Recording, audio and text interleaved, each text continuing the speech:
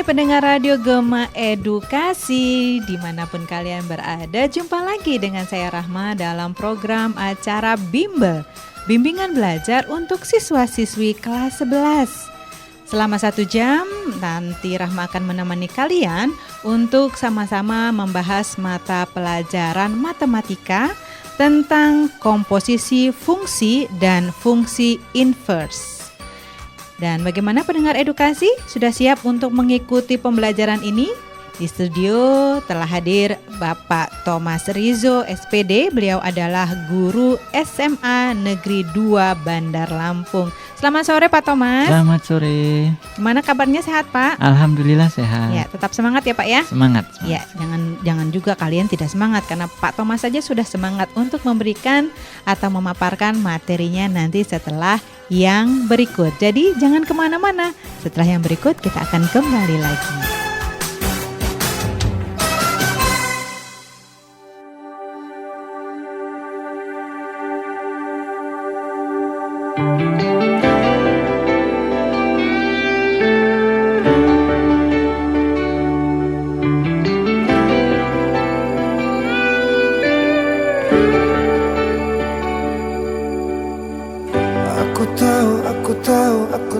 Aku salah untuk memintamu, untuk menungguku. Aku tahu aku salah. Ini egoku menggantungkanmu. Ku mohon sabar sebentar, beri aku waktu untuk meninggalkan cinta lama yang masih bersamaku. Bukan maksudku untuk mempermainkan dirimu. Cobalah untuk mengerti keadaan ini, karena hanya kau yang bisa memahami semua ini. Sedih dan air mata tak dapat lagi ku tahan. Aku kan datang, aku kan datang untuk hapus air matamu dengan bahagia. Ku mohon sabar sebentar, beri aku waktu untuk meninggalkan cinta lama yang masih bersamaku. Bukan maksudku untuk mempermainkan dirimu. Cobalah untuk mengerti keadaan ini, karena hanya kau yang bisa memahami semua ini. Sedih dan air mata tak dapat lagi ku tahan. Aku kan datang untuk hapus air matamu. Aku kan datang.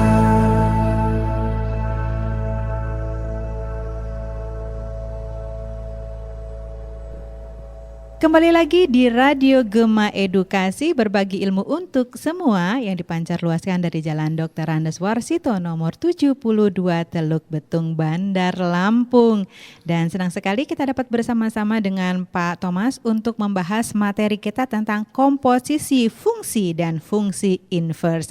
Baik, kita langsung saja menanyakan sebenarnya apa sih komposisi fungsi dan fungsi inverse itu. Baik, silakan Pak, apa sih yang komposisi inverse komposisi fungsi dan fungsi inverse itu sebenarnya? Baik, insan edukasi yang berbahagia. Jadi kali ini kita akan membahas tentang komposisi fungsi dan fungsi inverse ya. Jadi komposisi fungsi itu maksudnya adalah gabungan dari dua atau lebih fungsi gitu ya. Jadi nanti dua atau lebih fungsi digabung bagaimanakah rumusannya. Sedangkan fungsi inverse itu secara sederhananya adalah fungsi balikan atau kebalikannya begitu. Nah, sebelum kita membahas lebih jauh tentang fungsi komposisi dan fungsi inverse, ada beberapa hal yang harus kita ingat kembali, yaitu mengenai relasi ya dan fungsi. Nah, relasi itu secara sederhananya adalah hubungan dari himpunan A ke himpunan B. Nah, sedangkan fungsi itu adalah relasi yang memasangkan setiap anggota A, anggota himpunan A ke tempat satu anggota himpunan B. Ya. Nah, jadi dalam fungsi itu kita kenal ada yang namanya domain atau daerah asal ya. Jadi himpunan A itu adalah disebut domain atau daerah asal, dan himpunan B-nya yang disebut dengan nama kodomain atau daerah kawan. Dan ada lagi yang disebut dengan range atau daerah hasil. Nah, daerah hasil itu adalah himpunan bagian dari B yang anggotanya adalah elemen dari B yang mempunyai pasangan dengan elemen di himpunan A. Gitu. Nah, misalnya kalau insan edukasi gambarkan dalam diagram panah gitu ya, ada himpunan A, kemudian ada himpunan B, kemudian dalam dipasangkan satu-satu anggota himpunan A ke himpunan B-nya, maka kita akan dapatkan ada yang disebut domain, kodomain, dan range-nya begitu. Nah, kemudian bagaimana sih notasi fungsi itu gitu ya? Sekali lagi tadi kita sudah sampaikan bahwa fungsi atau pemetaan itu relasinya khusus, artinya dia memasangkan setiap anggota A ke tempat satu anggota B. Jadi dirumuskan biasanya F.2 A panah B. Ya, jadi seperti itu dibaca fungsi yang memetakan setiap anggota A ke tempat satu anggota B, begitu ya. Nah, kemudian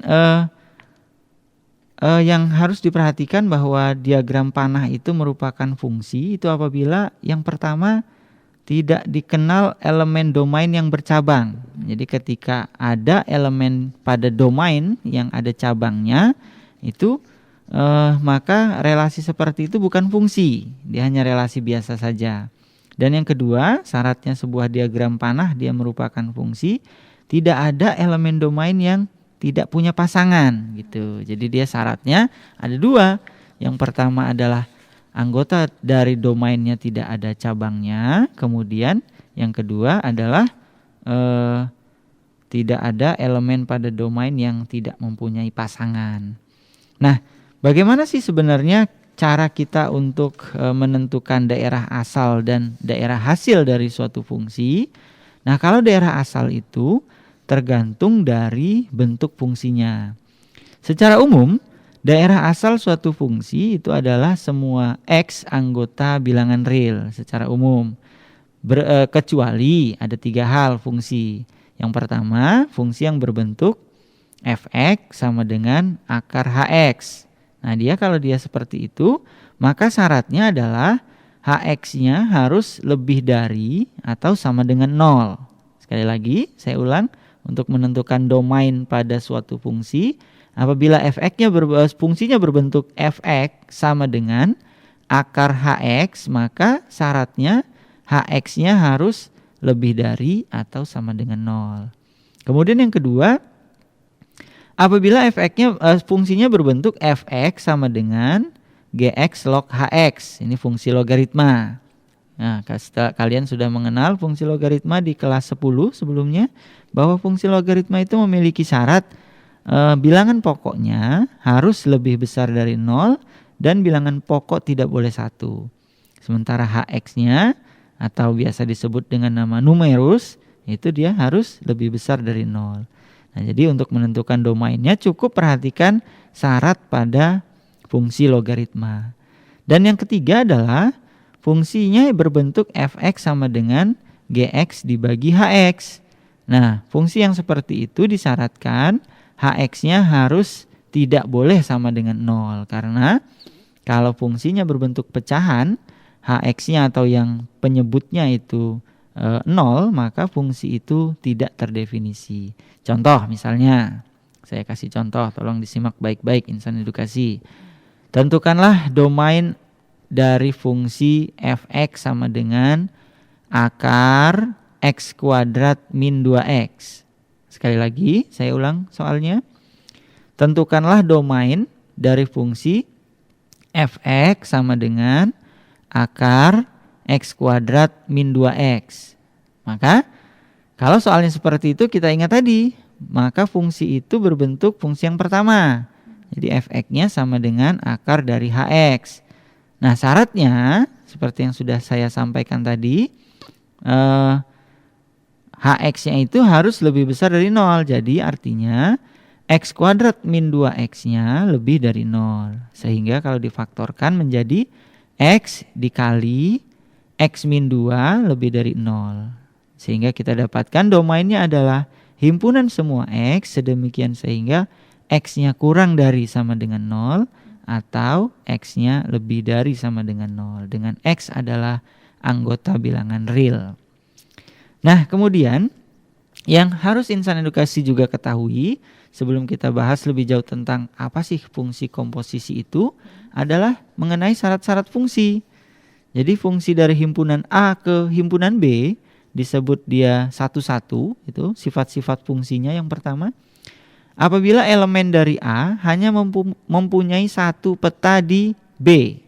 Nah, di sini tidak harus semua elemen B dipetakan dari A gitu ya. Seperti syarat fungsi yang tadi kita pelajari. Sekali lagi, sifat-sifat fungsi yang pertama adalah biasa disebut dengan fungsi yang injektif. Fungsi yang injektif itu adalah fungsi dari himpunan A ke himpunan B yang satu-satu. Artinya setiap elemen dari A hanya mempunyai satu peta pada himpunan B. Kemudian sifat fungsi yang berikutnya adalah yang disebut dengan fungsi yang surjektif. Ya, fungsi surjektif itu apabila fungsi dari himpunan A ke himpunan B, setiap elemen di himpunan B-nya habis terpetakan, jadi tidak ada sisanya begitu ya. Jadi tidak ada anggota himpunan B yang tidak mempunyai pasangan pada himpunan A. Itu yang disebut dengan fungsi surjektif. Dan yang ketiga adalah korespondensi satu-satu atau biasa juga disebut dengan istilah bijektif. Nah, bijektif itu apabila fungsi dari himpunan A ke himpunan B yang dua himpunannya itu ekuivalen atau setara. Jadi artinya tidak ada anggota himpunan A yang tidak punya pasangan ataupun sebaliknya anggota himpunan B juga tidak ada yang tidak punya pasangan dan tidak ada anggota himpunan B yang dipasangkannya lebih dari satu. Nah, jadi secara sederhana fungsi bijektif itu adalah fungsi yang memenuhi syarat injektif dan surjektif, gitu ya.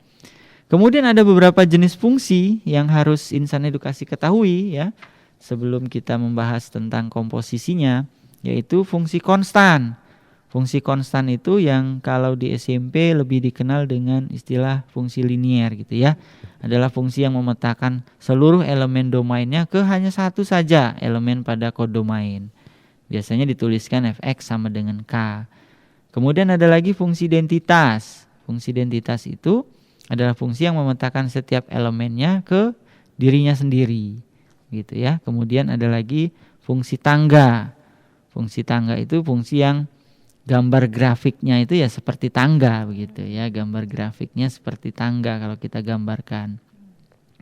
Kemudian ada lagi fungsi modulus atau biasa disebut dengan nama harga mutlak gitu ya. Kemudian ada fungsi linier yang mirip seperti fungsi konstan tadi. Kemudian ada lagi fungsi kuadrat yang gambarnya nanti kalau fungsi kuadrat ini digambarkan grafiknya dia seperti parabola. Dan yang berikutnya adalah fungsi genap dan fungsi ganjil. Fungsi genap, fungsi ganjil itu kalau fungsi yang genap itu apabila memenuhi ketentuan f min x-nya sama dengan fx. Fungsi ganjil itu apabila f min x-nya sama dengan min fx gitu. Jadi bisa diketahui dari nilai pada fungsi tersebut. Nah, kemudian bahasan kita selanjutnya adalah mengenai aljabar fungsi. Nah, bila f dan g adalah dua fungsi, ya, maka fungsi tersebut bisa kita jumlah atau selisihkan atau dikalikan atau dibagi gitu. Dengan memenuhi ketentuan bahwa yang dimaksud dengan f plus gx itu nilainya adalah fx ditambah gx.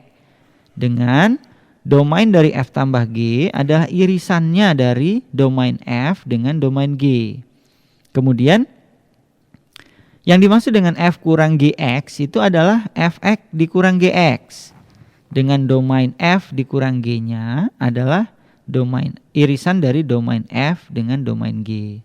Dan yang dikali juga begitu, ya. Kalau f dikali gx itu diartikan fx dikali gx dengan domain f kali g-nya adalah irisan dari domain f dan domain g. Dan yang terakhir, aljabar fungsinya adalah f dibagi gx. Itu dimaksudkan fx dibagi gx gitu ya. Domainnya juga sama. Domain dari f bagi g itu adalah irisan dari domain f dan domain g. Nah, fungsi kuadrat yang berikutnya itu sudah banyak kita bahas pada materi di kelas 10 ya. Jadi insan edukasi dibuka-buka lagi buku yang di kelas 10, diingat-ingat kembali mengenai materi tentang fungsi kuadrat. Nah, itu yang insan edukasi harus ketahui sebelum nanti kita lebih jauh akan membahas tentang fungsi komposisi dan inverse.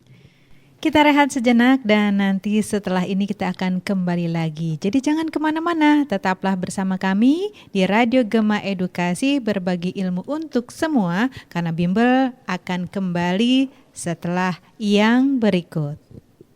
Siang malam ku memikirkanmu, ku sebut namamu, aku merindukanmu.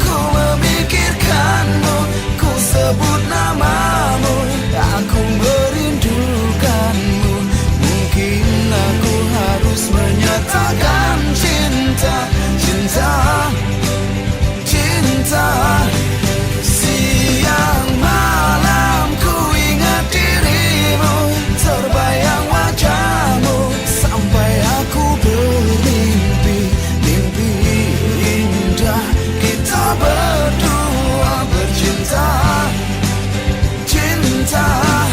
Oh,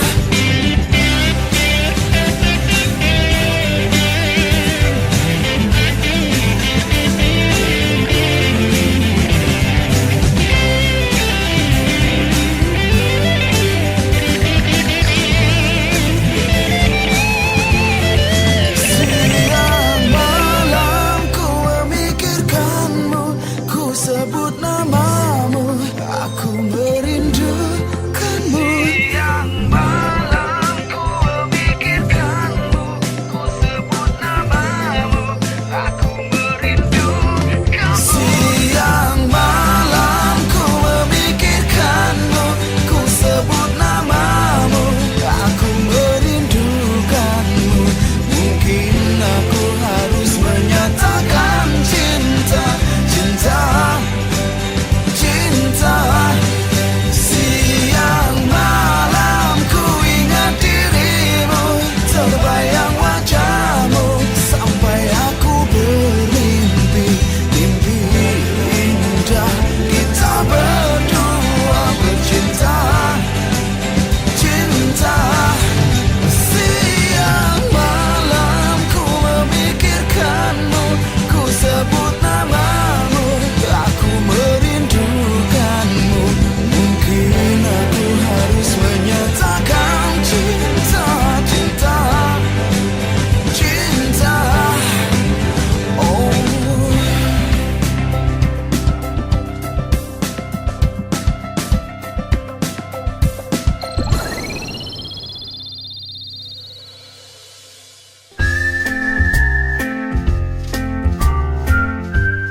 Anda sedang mendengarkan acara Bimbel, Bimbingan Belajar di Radio Gema Edukasi, berbagi ilmu untuk semua.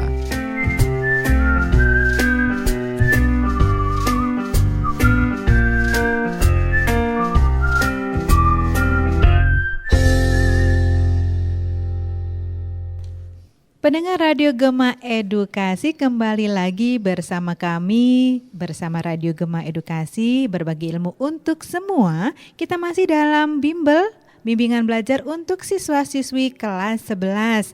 Materi kita yaitu tentang komposisi fungsi dan fungsi inverse.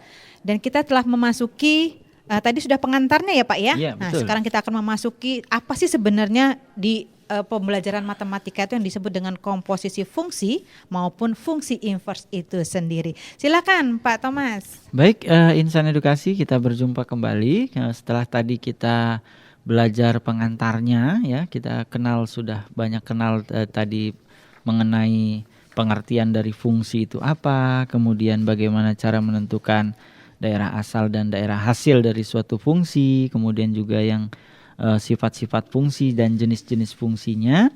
Baru sekarang kita akan mulai mengenal apa sih yang dimaksud dengan fungsi komposisi. Jadi saya ingatkan bahwa apabila fungsi f ya memetakan semua anggota himpunan A ke semua anggota himpunan B, kemudian ada fungsi G yang memetakan anggota himpunan B ke anggota himpunan C, maka himpunan H yang memetakan semua anggota himpunan A ke anggota himpunan C, itulah yang disebut dengan fungsi komposisi atau fungsi majemuk gitu ya, atau biasa sederhana kita maksudkan gabungan dari fungsi F dan fungsi G. Nah, penulisannya fungsi H itu adalah ada yang menyebutnya G bundaran F ya, atau bisa ditulis G dalam kurung Fx ya. Ada yang juga menuliskan G komposisi F ya. Nah, dengan H itu yang disebut fungsi komposisinya.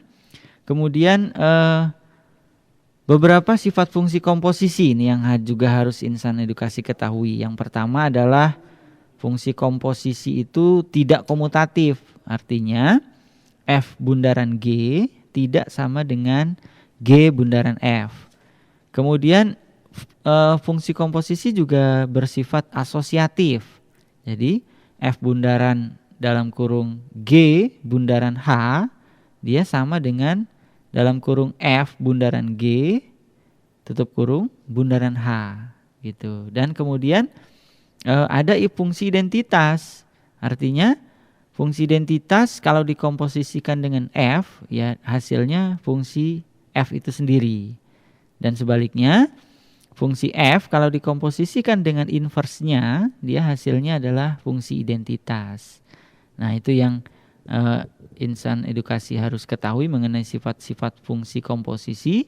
Di samping ada seperti dalil De Morgan kemarin yang kita bahas. Jadi dalam kurung F bundaran G tutup kurung inverse itu nilainya sama dengan G inverse komposisi F inverse gitu. Nah, sebagai contoh misalnya ya supaya kita lebih paham lagi mengenai fungsi komposisi ini, saya akan berikan satu contoh. Jadi tolong disimak baik-baik insan edukasi, kalau perlu dicatat. Kemudian kita coba sama-sama membahasnya. Diketahui f x min 1 sama dengan 3x ditambah 1 dan gx sama dengan x kuadrat plus 4x min 5. Pertanyaannya adalah bagaimanakah rumusan dari f komposisi G x-nya gitu. Sekali lagi saya ulang. Diketahui f dalam kurung x min 1 sama dengan 3x plus 1 dan gx sama dengan x kuadrat plus 4x min 5. Pertanyaannya, bagaimanakah rumusan komposisi dari f komposisi gx-nya? Nah, jadi untuk menjawabnya kita bisa langkah pertama memisalkan. Misalkan t-nya sama dengan x min 1. Sehingga x-nya sama dengan t plus 1. Jadi f dalam kurung x min 1 sama dengan 3x plus 1 itu bisa dituliskan ft sama dengan 3 dalam kurung t plus 1 ditambah 1. Nah, dengan menguraikan itu maka nanti kita akan dapatkan ft sama dengan 3t plus 4. Jadi dengan begitu kita bisa simpulkan bahwa fx-nya adalah 3x plus 4. Nah, setelah fx didapat, baru kita masukkan ke dalam rumusan fungsi komposisi tadi. Karena yang ditanya f bundaran gx, f bundaran gx itu nilainya sama dengan f dalam kurung gx. Jadi nilainya akan sama dengan f dalam kurung x kuadrat plus 4x min 5. Nah, kemudian x kuadrat plus 4x min 5 disubstitusikan ke fungsi fx yang sudah kita dapatkan tadi. Jadi nanti ditulisnya 3 dalam kurung x kuadrat plus 4x min 5 ditambah 4. Maka kita akan dapatkan rumusannya. F komposisi gx-nya adalah 3x kuadrat plus 12x min 11. Sekali lagi, f komposisi gx-nya adalah 3x kuadrat plus 12x min 11. Bagaimana insan edukasi? Mudah bukan? Ya. Oke, itu dia tadi contoh menyelesaikan fungsi komposisi ya. Jadi kita mencari rumusan dari gabungan dua buah fungsi. Nah, sekarang kita menginjak atau masuki mengenai fungsi inverse ya. Bila fungsi f memetakan suatu unsur x anggota domain f ke y anggota rangnya f, maka kebalikannya itu yang disebut dengan inverse gitu. Kebalikannya. Jadi fungsi f itu mengembalikan unsur y tersebut ke unsur x yang semula. Tapi proses pembalikan ini belum tentu menghasilkan suatu fungsi baru.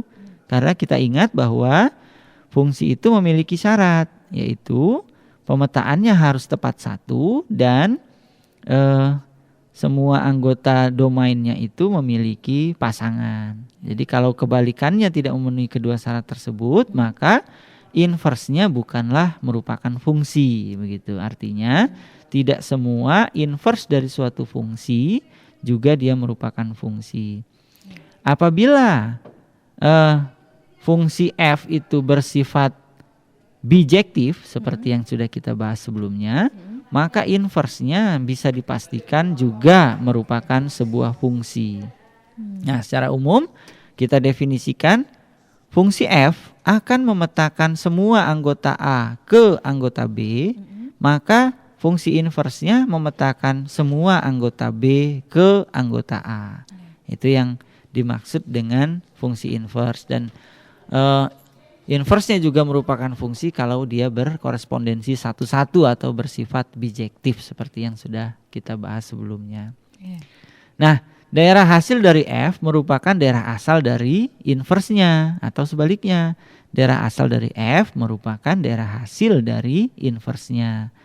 Nah, yang ada beberapa rumusan untuk menentukan fungsi inverse yang secara praktis. Nah, ini yang harus insan edukasi ketahui. Jadi kalau dia fungsinya linier yang berbentuk fx sama dengan ax tambah b, maka f inverse-nya itu bisa ditentukan dengan menggunakan rumusan x min b per a. Itu ya, sekali lagi, apabila fx-nya sama dengan ax plus b, maka inverse-nya dirumuskan x min b per a. Contohnya misalnya fx-nya adalah 2x plus 3. Inverse-nya apa? Pasti inverse-nya x min 3 per 2. Begitu ya. Kemudian ada lagi yang bentuknya pecahan. Jadi fx-nya sama dengan ax ditambah b per cx ditambah d. Maka inverse-nya bisa dirumuskan secara praktis adalah min dx ditambah b per cx dikurang a, gitu. Dan kalau dia berbentuk akar, misalnya fx-nya sama dengan akar pangkat n dari ax tambah b, maka fungsi inverse-nya dirumuskan x pangkat n min b per a. Kemudian ada lagi yang berbentuk eksponen, misalnya fx sama dengan a pangkat px. Sekali lagi, fx sama dengan a pangkat px. Maka f inverse-nya dirumuskan a log x pangkat seper p. Sekali lagi, f inverse-nya dirumuskan a log x pangkat seper p. Nah, kalau dia berbentuk logaritma, lawannya eksponen tadi, misalnya fx-nya sama dengan a log x, maka f inverse-nya itu dirumuskan a pangkat x. Dan yang terakhir yang biasanya juga sering keluar di soal-soal ya, untuk insan edukasi ketahui, apabila fungsinya berbentuk fungsi kuadrat, fx sama dengan ax kuadrat tambah bx tambah c, maka fungsi inverse-nya dirumuskan plus minus akar seper a dikali x ditambah d per 4a dikurangi b per 2a, gitu ya. Itu beberapa rumusan praktis yang bisa insan edukasi gunakan untuk menentukan fungsi inverse, gitu. Nah, sekarang saya akan berikan satu contoh misalnya ya. Tadi sudah kita bahas mengenai beberapa rumusan praktis dari menentukan fungsi inverse. Contohnya, jika fx sama dengan 2x min 5 per x min 9, bagaimanakah fungsi inverse-nya? Nah, sekali lagi soalnya, jika fx sama dengan 2x min 5 per x min 9, bagaimanakah fungsi inverse-nya? Nah, kalau kita ingin menggunakan cara yang biasa ya, jadi kita misalkan bahwa y-nya sama dengan fx, sehingga y-nya itu akan sama dengan 2x min 5 per X min 9. Kemudian kita kali silang ya. Kita kali silang dia akan menjadi Y dikali X min 9 sama dengan 2X min 5. Nah, dengan cara memfaktorkan X-nya, maka kita akan dapatkan X dikali Y min 2 sama dengan 9Y min 5. Sehingga bentuk akhirnya adalah X-nya sama dengan 9Y min 5 per Y min 2. Jadi fungsi fx-nya bisa kita tuliskan menjadi 9X min 5 per X min 2. Begitu ya. Nah, saya harapkan insan edukasi berlatih lagi lebih sering di rumah ya, sehingga bisa menyelesaikan soal-soal yang berkaitan dengan fungsi komposisi dan fungsi inverse ya, untuk menambah pemahaman kita tentang fungsi komposisi dan fungsi inverse. Demikian Mbak Rahma. Baik, bagaimana pendengar Radio Gema Edukasi tentang pemaparan kita hari ini mengenai fungsi komposisi dan juga fungsi inverse. Mudah-mudahan kalian semakin memahami dan semakin mencintai matematika ya Pak ya. Oke, kita akan kembali lagi nanti setelah yang berikut. Jadi tetaplah bersama kami di Radio Gema Edukasi.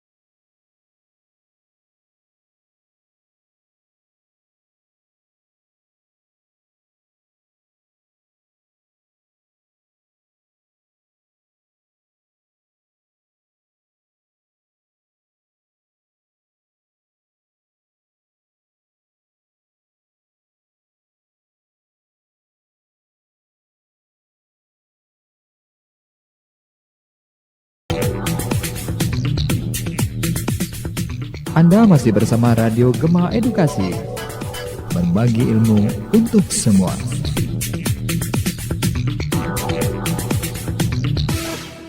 Pendengar Radio Gema Edukasi, kembali lagi di acara Bimbel bersama saya Rahma dan juga Pak Thomas, dan kita masih membahas tentang matematika dipancarluaskan dari Jalan Dr. Andes Warsito nomor 72 Teluk Betung, Bandar Lampung. Radio Gema Edukasi, berbagi ilmu untuk semua. Dan tak terasa kita hampir 1 jam kebersamaan kita untuk materi hari ini.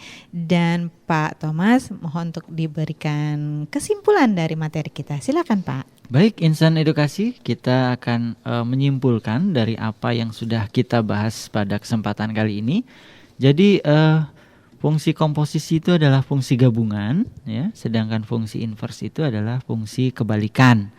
Dan yang harus diketahui, yang harus kita ingat kembali adalah beberapa hal mengenai fungsi, yaitu definisinya, ya, bahwa fungsi itu adalah pemetaan yang memasangkan setiap anggota himpunan A atau biasa disebut dengan nama domain ke tepat satu anggota himpunan B atau yang disebut dengan kodomain. Kemudian yang juga insan edukasi harus ingat adalah bagaimana cara menentukan daerah asal dan daerah hasil dari suatu fungsi. Kemudian juga sifat-sifat fungsi. Ini ada 3 sifat-sifat fungsi, yaitu injektif, surjektif, dan bijektif, ya. Kemudian ada juga beberapa jenis fungsi, ya. Jenis-jenis fungsi yaitu fungsi konstan, fungsi identitas, fungsi tangga, fungsi modulus, fungsi linier, fungsi kuadrat, fungsi genap, dan fungsi ganjil. Dan tentu saja masih ada beberapa jenis fungsi yang lain yang juga insan edukasi harus ketahui untuk bisa memahami mengenai fungsi komposisi dengan baik, ya. Kemudian aljabar fungsi, ini juga materi yang penting untuk diketahui sebelum kita menentukan komposisi dari suatu fungsi, bahwa suatu fungsi itu bisa ditambah, dikurang, dikali, atau dibagi seperti halnya bilangan real biasa, dengan catatan bahwa domainnya merupakan irisan dari kedua fungsi yang dikenakan aljabarnya. Kemudian mengenai fungsi komposisi itu sendiri atau fungsi gabungan adalah gabungan dari 2 buah fungsi atau lebih, ya. Dimana kalau F itu adalah fungsi yang memetakan dari A ke B, sementara G adalah fungsi yang memetakan dari himpunan B ke himpunan C, maka komposisinya itu ada disebut dengan fungsi H, adalah fungsi yang memetakan semua anggota A ke tepat satu anggota C. Itu gabungan dari fungsi F dan fungsi G yang dituliskan G bundaran F, gitu. Nah, beberapa sifat dari fungsi komposisi itu antara lain adalah fungsi komposisi dia tidak komutatif, tapi dia bersifat asosiatif dan memiliki identitas, ya, fungsi identitas, yang artinya semua fungsi yang dikomposisikan dengan fungsi identitas adalah fungsi itu sendiri. Dan fungsi identitas itu merupakan didapat dari komposisi dari fungsi awal dengan inversnya. Inverse itu apa? Inverse itu kebalikannya, gitu, ya. Jadi kalau ada fungsi F memetakan dari A ke B, maka fungsi inverse adalah fungsi yang memetakan dari anggota himpunan B ke anggota himpunan A. Demikian insan edukasi. Jadi jangan malas untuk berlatih. Terus berlatih karena matematika akan sangat mudah dipahami apabila kalian sering berlatih untuk mengerjakan soal-soalnya.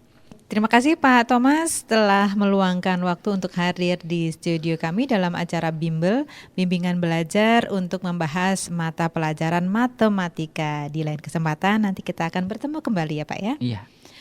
Pendengar Radio Gema Edukasi, demikianlah acara bimbingan belajar kita untuk hari ini bersama Bapak Thomas Rizo, SPD. Beliau adalah guru matematika di SMA Negeri 2 Bandar Lampung.